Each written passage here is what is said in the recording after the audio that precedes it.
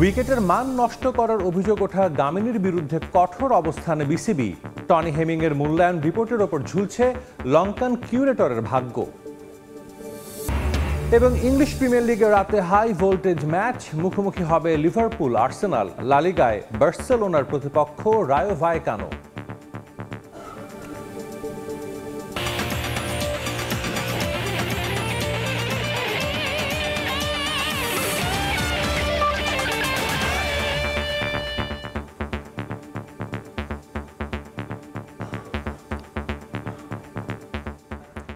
বিশ্বের নানা প্রান্তের খেলাধুলার খবর নিয়ে আমাদের নিয়মিত আয়োজন খেলার সময়, আর এই আয়োজনে আপনাদের সঙ্গে আছে আমি সাজিদ মুস্তাহিদ।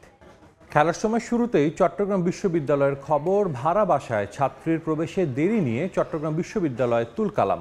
রাত থেকে শিক্ষার্থী স্থানীয়রা দফায় দফায় সংঘর্ষে জড়ান। ফের মুখোমুখি অবস্থানের দুপক্ষ। বিস্তারিত জানতে চট্টগ্রাম বিশ্ববিদ্যালয়ে আছেন রিপোর্টার পার্থপ্রতিম বিশ্বাস। সরাসরি যাচ্ছি তার কাছে। এই মুহূর্তে চট্টগ্রাম বিশ্ববিদ্যালয়ের ২ নম্বর গেট পুরোপুরি রণক্ষেত্রে পরিণত হয়েছে। আমরা দেখছি চট্টগ্রাম বিশ্ববিদ্যালয়ের শিক্ষার্থী এবং এলাকাবাসী মুখোমুখি অবস্থান নিয়েছে। তবে যেটি আমরা এই মুহূর্তে দেখছি, যারা এলাকাবাসী রয়েছে তারা ২-৩ দিক থেকে একসাথে কিন্তু চট্টগ্রাম বিশ্ববিদ্যালয়ের শিক্ষার্থীদেরকে লক্ষ্য করে আসলে হামলা চালাচ্ছে। আপনারা দেখছেন একে একে চট্টগ্রাম বিশ্ববিদ্যালয়ের শিক্ষার্থী যারা আছেন তারা একে একে কিন্তু বিশ্ববিদ্যালয়ের প্রক্টর আহত হয়েছে। আমরা দেখছি, আপনারা যাকে দেখছেন তিনি বিশ্ববিদ্যালয়ের প্রক্টর।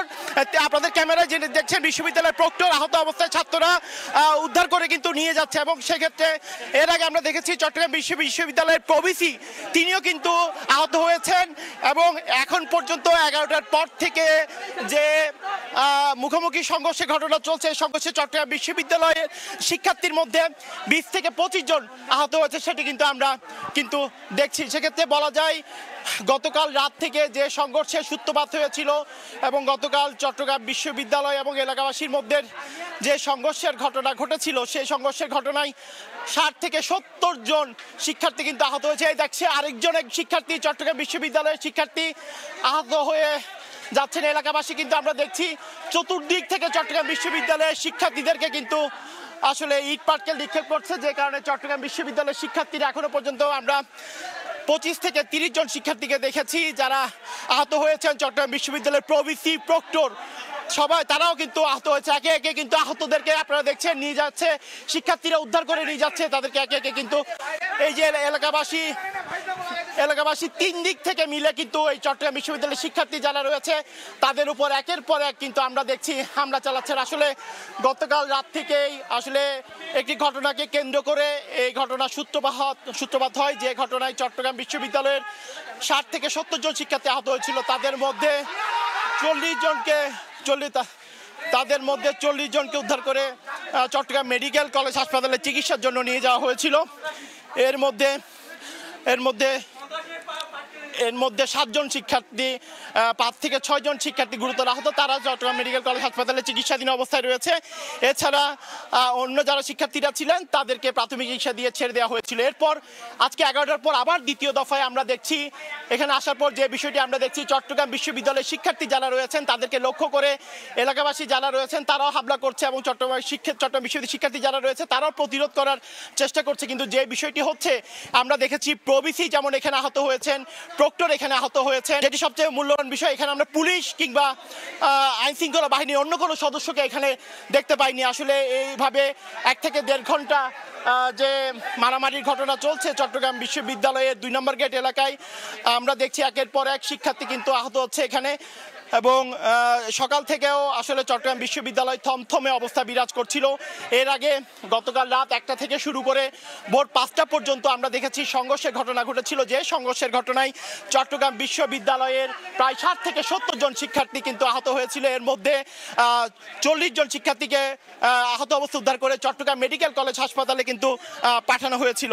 এর মধ্যে 6 জন শিক্ষার্থীর অবস্থা গুরুতর হওয়ায় তাদেরকে চট্টগ্রাম মেডিকেল কলেজ হাসপাতালে চিকিৎসা দেওয়া হচ্ছে এবং বাকি যে শিক্ষার্থীরা রয়েছে তাদেরকে কিন্তু ছেড়ে দেওয়া হয়েছে। এরপর আজকে 11টায় আবার দ্বিতীয় দফায় আমরা দেখছি এলাকাবাসী যারা রয়েছে, বিশেষ করে 2 নম্বর গেট এলাকার এলাকাবাসী যারা রয়েছেন তারা কিন্তু সংঘবদ্ধ হয়ে চট্টগ্রাম বিশ্ববিদ্যালয়ের শিক্ষার্থী যারা রয়েছেন তাদের উপর আমরা দেখছি বিভিন্ন দিক থেকে কিন্তু হামলা করছে। এই ঘটনায় প্রথমে প্রবিসে আহত হয়েছে সাধারণ শিক্ষার্থীদের মধ্যে 20 থেকে 25 জন শিক্ষার্থী দ্বিতীয় দফায় আহত হওয়ার ঘটনাও আমরা কিন্তু দেখেছি, এবং কিছুক্ষণ আগে প্রক্টর আহত হওয়ার ঘটনা কিন্তু আমরা দেখেছি। তবে এখানে সবচেয়ে যেটি এখন প্রয়োজন, আইন শৃঙ্খলা রক্ষাকারী বাহিনীর সদস্য যারা রয়েছে তাদের উপস্থিতি আমরা দেখছি না।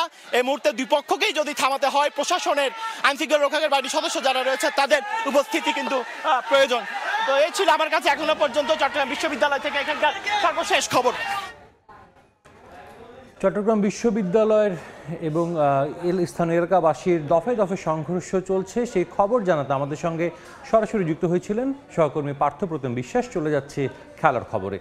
এই মুহূর্তে সিলেট আন্তর্জাতিক ক্রিকেট স্টেডিয়ামে আছেন রিপোর্টার তামিম হোসেন। দু দলের প্রস্তুতি সবশেষ খবর জানতে সরাসরি যাচ্ছি তার কাছে।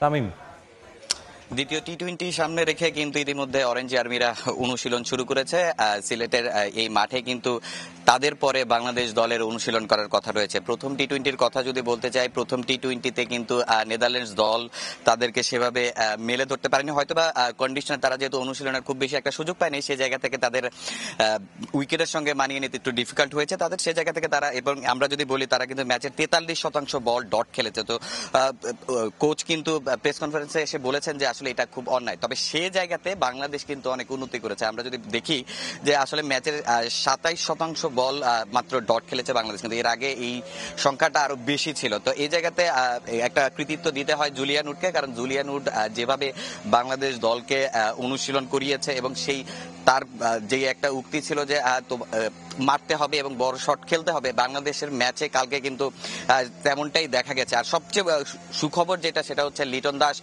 ফর্মে ফিরেছেন, যেটা এশিয়া কাপের আগে বাংলাদেশের জন্য খুবই গুরুত্বপূর্ণ ছিল। কারণ লিটন দাস কিন্তু লম্বা একটা সময় আপস অ্যান্ড ডাউনের মধ্যে ছিলেন। তো সে জায়গা থেকে আরো একটু যদি বলতে চাই যে আসলে সাইফ হাসানের কথা, সাইফ হাসান কিন্তু 22 ম্যাচ পরে আবারও আন্তর্জাতিক ম্যাচ খেলেছেন। তো সে জায়গা থেকে তাকে কিন্তু আমরা দেখি যে আসলে হঠাৎ করে একজন ক্রিকেটার আসলে তার কিন্তু মানিয়ে নিতে একটু সময়ের প্রয়োজন হয়, কিন্তু সাইফ হাসান সেই জায়গা থেকে একটু ব্যতিক্রমী ছিলেন। ব্যাটিং প্রথমে বোলিং এ যেভাবে বোলিং করেছেন সেটাও বেশ ভালো ছিল। এরপর আসলে যদি ব্যাটিং এর কথা বলি, যে 19 বলে সে 36 রানের একটা দারুণ ইনিংস খেলেছেন। তো সেই জায়গা থেকে কিন্তু সে নির্বাচকদের যে আস্থার জায়গাটা, ওই আস্থার জায়গাটা কিন্তু সে পূর্ণ করেছেন। তো সিলেট আন্তর্জাতিক ক্রিকেট স্টেডিয়াম থেকে নেদারল্যান্ডস এবং বাংলাদেশ দলের সেকেন্ড টি-20-র আগে অনুশীলন নিয়ে এই ছিল আমার কাছে সবশেষ তথ্য। সিলেট থেকে আমাদের সঙ্গে যুক্ত হয়েছিলেন রিপোর্টার তামিম হোসেন। যার ষড়যন্ত্রে প্রথমবার বাংলাদেশ ছাড়তে হয়েছিল টনি হেমিংকে, এখন তার হাতেই গামিনী ডিসিলভার ভাগ্য। অস্ট্রেলিয়ান কিউরেটর যোগ্য মনে করলে গামিনীকে দায়িত্বে রাখা হবে, জানিয়েছেন বিসিবি পরিচালক ইফতেখার রহমান মিঠু। ছুটি কাটিয়ে বাংলাদেশ আসা গামিনীকে অপেক্ষা করতে হবে হেমিংয়ের মূল্যায়ন রিপোর্টের জন্য। একইভাবে প্রতিটি স্টেডিয়ামের কিউরেটরদের জবাবদিহিতার আওতায় আনা হবে বলেও জানান মিঠু। অস্ট্রেলিয়ান কিউরেটর টনি হেমিংয়ের আগমনের পর অনেকেই বাংলাদেশের ক্রিকেটে কিউরেটর গামিনী ডিসিলভার এপিটাফ লিখে ফেলেছিলেন। তবে তার বিদায়ী অধ্যায় হয়তো এখনও বাকি আরও কয়েক পাঠ। ছুটি কাটাতে কদিন আগেই শ্রীলঙ্কা গিয়েছিলেন গামিনী। আবারও বাংলাদেশে আসবেন কি আসবেন না তা নিয়ে ছিল শঙ্কা। তবে সব শঙ্কা উড়িয়ে ঠিকই ঢাকায় ফিরেছেন গামিনী, যোগ দিয়েছেন কর্মস্থলে। প্রথম দফায় বাংলাদেশ অধ্যায়টা টনি হেমিংয়ের লম্বা হয়নি এই গামিনীর কারণেই। অসি কিউরেটর অভিযোগও তুলেছিলেন গণমাধ্যমে। আমিনুল ইসলাম বুলবুলের দায়িত্ব নেয়ার সঙ্গে পাল্টে গেছে পাশার দান। বিসিবিতে এখন গামিনীর ভবিষ্যৎ পুরোটাই নির্ভর করছে টনি হেমিংয়ের উপর। যখন গামিনীর এক্সপায়ার করে গেছিল কন্ট্রাক্ট, তো একটা তো কন্ট্রাক্ট আপনার আরেক বছর এক্সটেন্ড করা হয়েছে, কিন্তু এখন জিনিসটা টনি হেমিংসের আন্ডারে একটা, আপনি তো জানেন, ডিফারেন্ট ডিভিশন তৈরি হয়েছে। এখন টনি হেমিং সব বুঝে টুঝে ইফ হি থিংস যে গামিনী দরকার, তাহলে গামিনী কন্টিনিউ করবে। ওর যে ডিভিশনটা বানানো হয়েছে আমরা ওর উপর রেসপন্সিবিলিটি দিয়েছি টু রিস্ট্রাকচার। লঙ্কান কিউরেটরের ভাগ্যে কি আছে তা হয়তো জানা যাবে কিছুদিনের মধ্যেই। তবে গামিনীর সঙ্গে পরীক্ষায় বসতে হবে দেশের অন্য ভেন্যুর কিউরেটরদেরও। চালু করা হবে কিউরেটর ট্রেনিং প্রোগ্রাম। সব পুরো ডিভিশনের কে থাকা না থাকা, কে ফিট থাকা না থাকা বলি না, who is fit for the position, let's talk like that, যে সে ওই পজিশনে ফিট নাকি। Let us give him some time, ও রিঅর্গানাইজ করে নিউ। এখন তো খেলা চলছে, খেলার সময় তো আপনি আর রিঅর্গানাইজ করেন না, রিঅর্গানাইজ করে নিউ, রিঅর্গানাইজ করলে আমরা বুঝতে পারবো। 2010 সাল থেকে মিরপুরের প্রধান কিউরেটর হিসেবে দায়িত্ব পালন করে আসছেন গামিনী ডি সিলভা। সমালোচনা থাকলেও গ্রাউন্ডস কমিটির চেয়ারম্যান মাহবুবুল আনামের পছন্দের হওয়ায় বারবার বেড়েছে তার মেয়াদ। তারেক হাসান শিমুল, সময় সংবাদ, ঢাকা।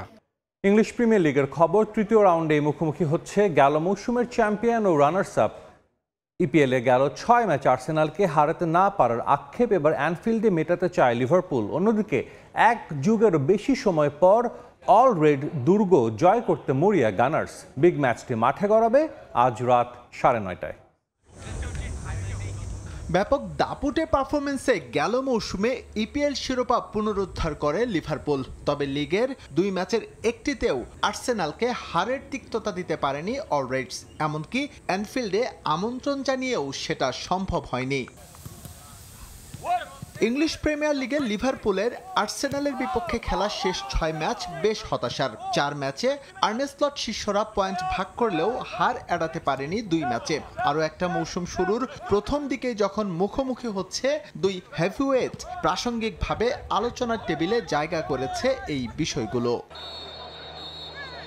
পরিসংখ্যানের সুতো লম্বা করলে অবশ্য ধূসর অতীত বেরিয়ে আসবে আর্সেনালের। অ্যানফিল্ডে এসে গানার্স সবশেষ জয় পেয়েছিল 13 বছর আগে। এরপর খেলা 12 ম্যাচের 7টিতেই জুটেছে হারের তিক্ততা, যদিও অতীত নিয়ে পড়ে নেই দু দলের কেউই। তীব্র প্রতিদ্বন্দ্বিতায় ঠাসা প্রিমিয়ার লিগের রেস বেশ লম্বা। তবে এখানকার প্রতিটি ম্যাচই সমান গুরুত্ব বহন করে শিরোপা নির্ধারণে। আর তাই তৃতীয় রাউন্ডের ম্যাচ হলেও সিরিয়াসনেসের অভাব নেই দু দলের। প্রথম 2 ম্যাচে সমান 2 জয় উভয়ের। গোল ব্যবধানে আর্সেনাল এগিয়ে থাকায় ঘরের মাঠে ওদের টেক্কা দিতে বদ্ধপরিকর লিভারপুল। টাফ ম্যাচে চোটের কারণে দলের মূল তারকাদের অনুপস্থিতি কিছুটা হলেও বিপাকে ফেলবে গানারদের। এখনও অনুশীলন শুরু করেননি নিয়মিত অধিনায়ক ওডেগার্ড। কোনো সুখবর নেই বুকায়ো সাকার ফেরা নিয়েও। অন্যদিকে উল্টো অবস্থানে লিভারপুল। এই ম্যাচে ফিরছেন ভ্যান ডাইক, অনুশীলনে দেখা গেছে ম্যাকঅ্যালিস্টারকেও। তাদের উপস্থিতি নিশ্চিতভাবেই আরও বিপাকে ফেলতে পারে আর্সেনালকে। এসএম ইকবাল, সময় সংবাদ। ফিফার নিষেধাজ্ঞায় পড়েছে বাংলাদেশের ক্লাব বসুন্ধরা কিংস। সাবেক কোচ তিতের বেতন পরিশোধ না করায় কিংসের ওপর ট্রান্সফার নিষেধাজ্ঞা দিয়েছে ফুটবলের নিয়ন্ত্রক সংস্থা। এতে আগামী 3টি দলবদলে নতুন কোনো ফুটবলার অন্তর্ভুক্ত করতে পারবে না কিংস। দেশের ফুটবলে সুনাম রয়েছে বসুন্ধরা কিংসের। পেশাদারিত্বের কারণে ঘরোয়া ফুটবলে খুব দ্রুতই সবার নজর কেড়েছে ক্লাবটি। বসুন্ধরা কিংসই দেশের একমাত্র ক্লাব যাদের রয়েছে নিজস্ব স্টেডিয়াম সহ আন্তর্জাতিক মানের ফ্যাসিলিটি। দেশ বিদেশের তারকা ফুটবলার সহ বিদেশি কোচও রয়েছে তাদের। বাংলাদেশ প্রিমিয়ার লিগের শেষ 7 মৌসুমের 5টি শিরোপাই জিতেছে কিংস। এএফসি চ্যালেঞ্জ লিগেও বাংলাদেশের প্রতিনিধিত্ব করছে তারা। তবে সময়ের সঙ্গে মুদ্রার উল্টো পিঠ দেখতে শুরু করেছে কিংস সমর্থকরা।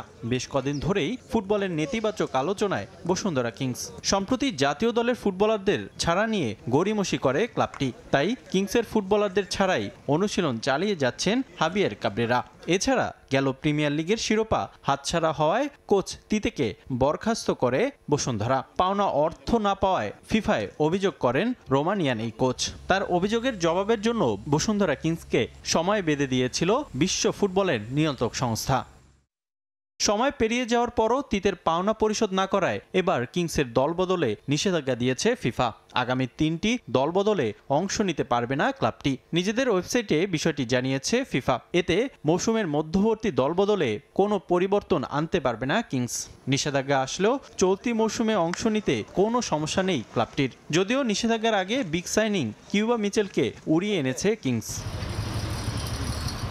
দলবদলের নিষেধাজ্ঞা দেশের ফুটবলে নতুন কোনো ঘটনা নয়।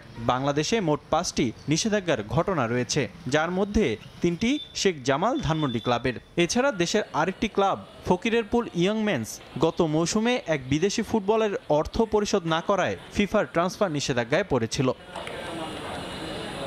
রিফাতুল ইসলাম মিরন, সময় সংবাদ। বিশ্বের সবচেয়ে ধনী ক্রিকেট বোর্ড এবার অর্থ বাঁচাতে ভাঙতে যাচ্ছে নিজেদের পুরনো রীতি। বৈশ্বিক আসর খেলতে যাওয়ার আগে প্রথমবারের মতো একত্রিত হচ্ছে না মেন ইন ব্লু, বরং ক্রিকেটাররা আরব আমিরাতের উদ্দেশ্যে উড়াল দেবেন নিজ নিজ শহর থেকে। ড্রিম 11 কাণ্ডের পর এখনও নতুন স্পন্সর খুঁজে পায়নি বিসিসিআই। বৈশ্বিক আসর খেলতে যাবার আগে ক্রিকেটাররা একত্রিত হবেন, অফিসিয়াল ফটো সেশন হবে, টুর্নামেন্টে নিজেদের লক্ষ্যের কথাও জানাবেন গণমাধ্যমে। শুধু ক্রিকেট নয়, প্রায় সব ইভেন্টেই এগুলো অলিখিত এক নিয়ম। ব্যতিক্রম নয় টিম ইন্ডিয়াও। একটা সময় পর্যন্ত মেন ইন ব্লুরা একত্রিত হতো দিল্লিতে, এরপর মুম্বাই থেকেই একত্রিত হয়ে দেশ ছাড়ার রীতি ভারতীয়দের। পুরনো সে রীতি ভাঙতে যাচ্ছে মেন ইন ব্লু। আর্থিক সংকটে এবার আর দলগতভাবে এশিয়া কাপের উদ্দেশ্যে দেশ ছাড়বে না সূর্যকুমার যাদবরা, বরং স্কোয়াডে থাকা ক্রিকেটাররা আরব আমিরাতে যাবে নিজ নিজ শহর থেকে। মুম্বাই থেকে সকলকে পাঠাতে হলে প্রথমে ক্রিকেটারদের এখানে আসতে হতো। সেক্ষেত্রে খেলার সরঞ্জাম বয়ে নিয়ে যাওয়ার খরচ এবং ক্রিকেটারদের টিকিটের খরচ 2 বার করে দিতে হতো। তাই এবার সব ক্রিকেটাররা নিজ নিজ শহর থেকে আলাদা আলাদাভাবে যাবেন। বিসিসিআইয়ের এমন আর্থিক সংকটের একটা কারণ স্পন্সর না থাকা। ড্রিম 11-এর সঙ্গে চুক্তি বাতিলের পর এখনও নতুন পৃষ্ঠপোষক খুঁজে পায়নি মেন ইন ব্লু। 4 সেপ্টেম্বর সন্ধ্যায় ক্রিকেটাররা দুবাই পৌঁছাবে। 5 সেপ্টেম্বর আইসিসি একাডেমিতে প্রথম অনুশীলন। 10 সেপ্টেম্বর আরব আমিরাতের বিপক্ষে দুবাইয়ে প্রথম ম্যাচ খেলবে ডিফেন্ডিং চ্যাম্পিয়নরা। সাব্বির মিথুন, সময় সংবাদ। খেলার সময় শীর্ষ সংবাদগুলো জানিয়ে দিচ্ছে আরেকবার। উইকেটের মান নষ্ট করার অভিযোগ ওঠা গামিনীর বিরুদ্ধে কঠোর অবস্থানে বিসিবি। টনি হেমিংয়ের মূল্যায়ন রিপোর্টের ওপর ঝুলছে লঙ্কান কিউরেটরের ভাগ্য। এবং ইংলিশ প্রিমিয়ার লিগে রাতে হাই ভোল্টেজ ম্যাচ, মুখোমুখি হবে লিভারপুল আর্সেনাল। লা লিগায় বার্সেলোনার প্রতিপক্ষ রায়ো ভায়েকানো।